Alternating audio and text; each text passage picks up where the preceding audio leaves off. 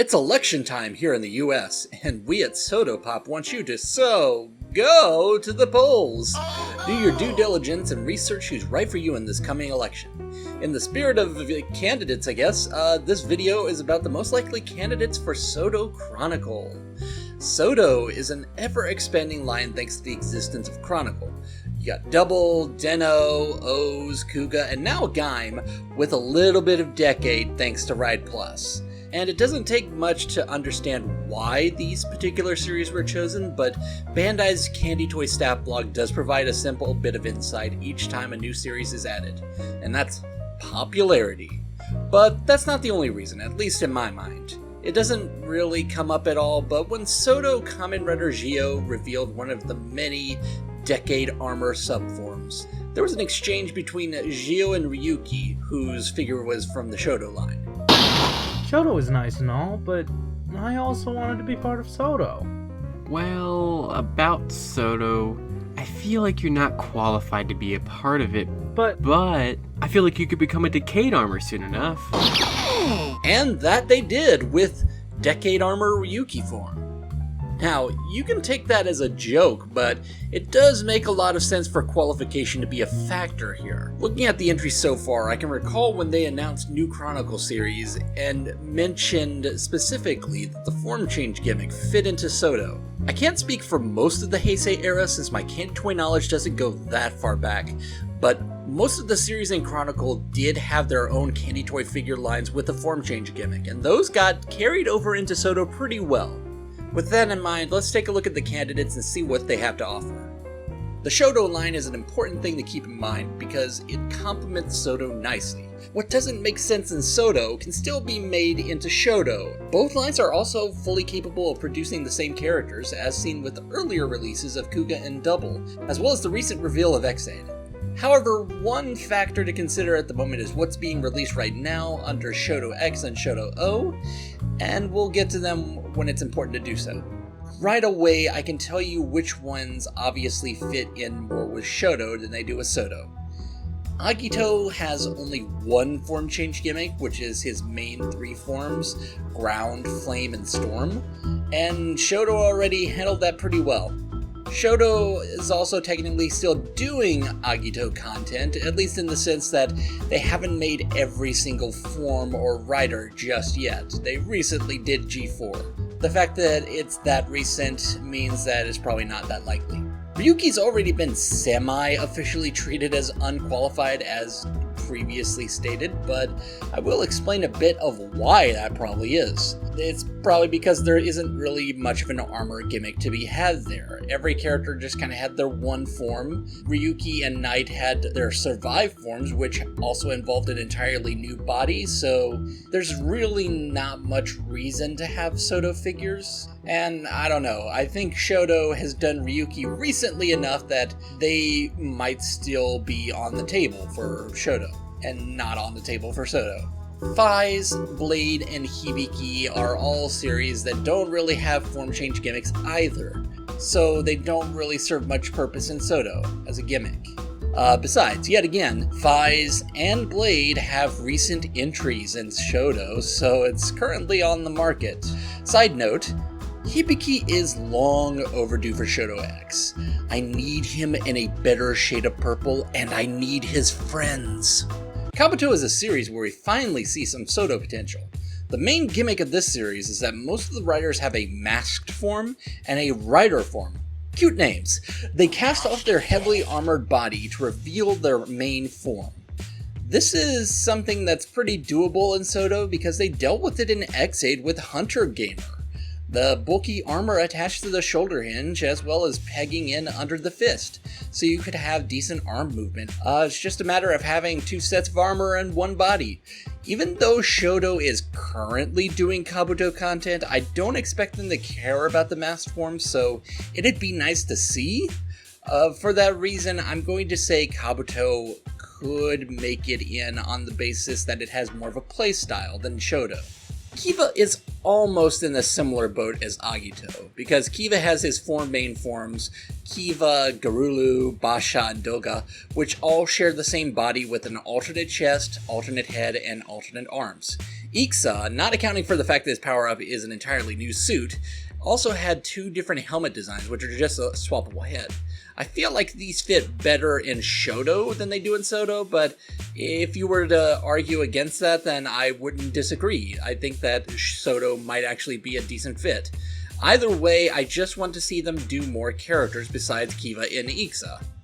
If you listen to the podcast, you know that we're always about a Chronicle set for decades, simply to complete what Ride Plus started. The more I think about it though, I wonder if the fact that Ride Plus was this single box figure situation is what keeps us from getting a Chronicle set. Because, you know, the single box format means that there's less budget, less paint, you get the idea. I think that that would mean that they would need to make an entirely new mold with removable armor, but, you know, Decade is popular enough that maybe they can justify that. Plus, you would want to have a complete set. Kivala, maybe a re-release of Kuga in metallic red just to match the Decade version. Plus, Decade and DN have final forms that I'm sure would be oh so fun to sticker up. Now we come to Forze.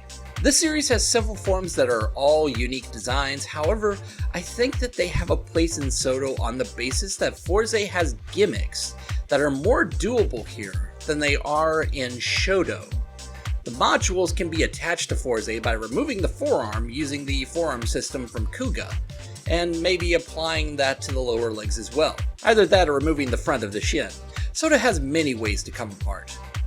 Axel was also an example of a Chronicle figure that uses translucent plastic, so a design like Meteor that relies on clear plastic seems pretty doable in SO-DO. There are for sure designs that don't involve a form change gimmick, but the same can be said about, I don't know, Den-O, O's. What matters is that the main character has something to do. Wizard is one that I've gone back and forth on.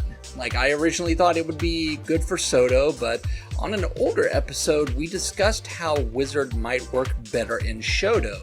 However, hear me out. I think that if you were to do a SO-DO figure, if the ankle parts were only colored on the front, then the shin armor could be swapped out to do the other forms. You could do the usual swappable cloak that we've had in SO-DO ever since Gem's Wizard Gamer form. You could do swappable hands that involve the wrist part, so you can swap those out for form changes. And also just the head and the chest. Seems like it's pretty doable. Whatever line it happens to be in, I just want Kamen Rider Mage, who I will add has literally never had a figure before. I'm not bitter, you're bitter. Drive is another series where you run into the issue of form changes that are all unique, but we do have the Tire Kokon gimmick, which worked well in the past. While there is less room for a form change gimmick, Drive at least has other things going on that make it viable, so why not? However, if you were to tell me that it might also belong in Shodo, I wouldn't disagree. Ghost is the last one on the list. I feel like it'd be totally viable for a form change gimmick because by and large the characters each have a single body with alternate parkas. You also have different weapon modes that could be packed in with the parkas, adding to the amount of playstyles. The case has been made on our podcast for this to also be a Shodo release, but I think it'd go either way as well. It just depends on if Ghost is worth bringing back. Of course, an important factor for Bandai is the popularity of any given character or series. After doing a look at TV ratings, I found that the results were inconsistent. One result might tell you that the only standout show was Agito, while another might tell you that everything after Decade did way better than what came before. Something I've always been told in fandom, however, is that toy sales are what actually matter, and I can understand that. In an age where people can watch things online, legally or otherwise, it's hard to say that TV ratings can be fully accurate. Now, when it comes to toy sales, we get information that does line up with Chronicle so far. Most everything after Decade sold very well. Character polls happen once in a while. Maybe it's the show, maybe it's the character. Regardless, there was a fairly recent poll that was brought to my attention because Ghost Actor tweeted about it, acknowledging that he was the lowest entry on the list at 0.7%. Ugh. So the list is as follows. What we get from this list is that Chronicle has already taken care of the top 4 on the list. And if we were to bump off all the ones that are in SO-DO, and the ones that I think are currently shodo's main focus, interesting results. It feels like we're inching towards Kabuto, not that I'm complaining, but considering shodo is currently doing figures for Kabuto and in fact just released one, I feel like it would be unfair to crown this one as the most likely candidate. So what if we consider the budget of a SO-DO line? Now, budget is really hard to quantify without actually being involved with the process of making these toys, but you can kind of eyeball it based on things we're told. You know, we know that soft plastic is a factor, toy safety standards, paint, stickers, all that stuff. So, where does that leave us? Well, personally, after going over these different candidates, after looking at the popularity, after looking at what SO-DO has done, I would say Wizard is the most doable on the basis that there is a form change gimmick. It's got minimal colors, which means that it's good for paint, good for stickers, and between the other form changes, like the dragon forms, you do still have a gimmick to play with. With Beast, you have the cloaks, which is also kind of a gimmick. There's things to do beyond just swapping out tires or parkas or, I don't know. It seems like most of these possible candidates are better suited for shodo. So for that reason, I am putting Wizard as the most likely candidate for Chronicle. This video will not age well, but I had fun putting it together. So, with that being said, thanks for listening, thanks for watching. If you like this video, be sure to like it, subscribe, go vote, wear a mask, and if you want to support the Black Lives Matter movement, check the links in the description. This is Malunis. Keep it juicy.